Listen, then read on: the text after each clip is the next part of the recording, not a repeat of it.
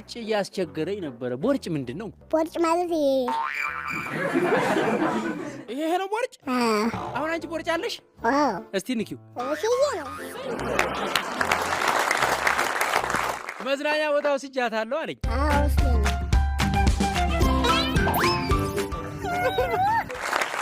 ምግብ በላሽ እንደዛ መዝናኛው ቦታ? አዎ። ምን በላሽ? የሆነ ነገር ሲሰጠኝ ደስ አይለኛልና። ምንድን ነው የሰጠሽ? ቆይ እስቲ ልወቀው። ጭቃ ይመስላል። ስትበይው ጣዕሙ ምን ይላል? አይጥም። አይጥም። የሆነ ጁስ ደግሞ ማይጥም ጁስ ተሰጠኝ፣ እሱም አይጥም። ይሄ እንደው ምን አይነቱ ነው? ደህና ነገር አጋብዛት፣ ጭቃ ትጋብዛታለህ አንተ። ምንድን ነው የጋበዝካት? በርገር። በርገር ነው?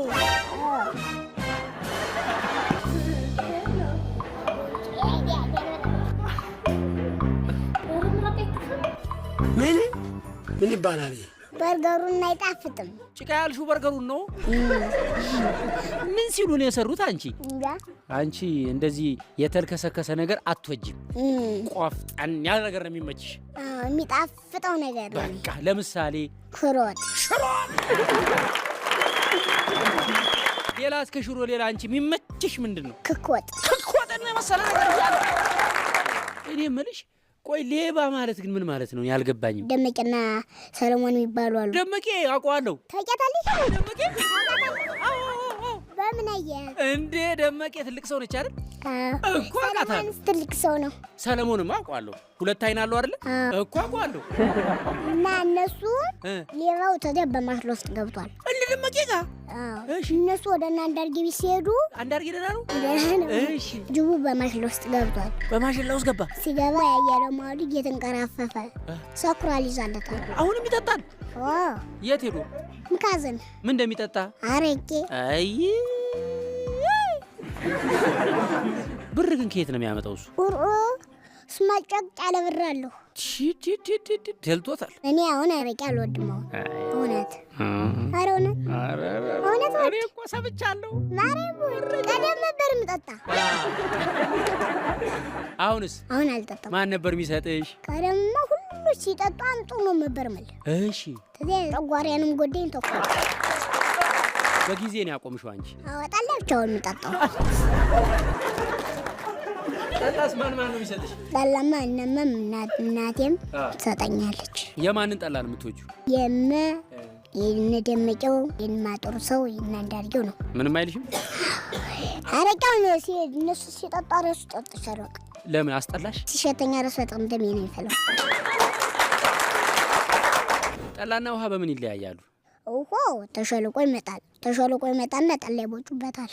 እሺ። ሲቦጩበት ያ ተላይ ሆኖ ቆይና ይጣራል። እሺ። ሲጣራ መጠጣት። ለ5 ዓመት ልጅ ጠላ ጥሩ ነው መጥፎ ነው? መጥፎ አይደለም። ጠላ ሸጋ ነው። አረቄ አልወግም። ጠላው ግን አያሰክርም? አዎ አይሰክርም። ታዲያ እኛ ከተማ እኮ ስናይ ሰው ጠላ ጠጥቶ ሰክሮ ሲንገዳገድ እናያለን። እነሱ እኮ አረቄም ጨምሮ ስለሚጠጡ ነው። ቆይ ግን ለህፃን ልጅ ጠላ አሁን ከተማ አይሰጥም። እናንተ ጋር ሁሉም ህፃን ጠላ ይጠጣል? እንደ ስቲቭና ዳን የሚባላሉ። እነሱ ግን አይጠጡም። ማን ያልሽው ስማቸው? እስጢፋኖስና ዳንኤል ነው የሚባሉ አሉት። እነሱ አረቄም ቡናም ሁሉን ነገር አይጠጡም። አንቺ ቡና ትጫለሽ? አዎ። ከማን ጋር? ከማጥፎ ቤትም ሲፈለጥ ጣሉ። እማጥሩ ሰው ደህና ናቸው? ደህና ናት። ከብቷ እንዴት ነው? ከብት የላት። ግርጣት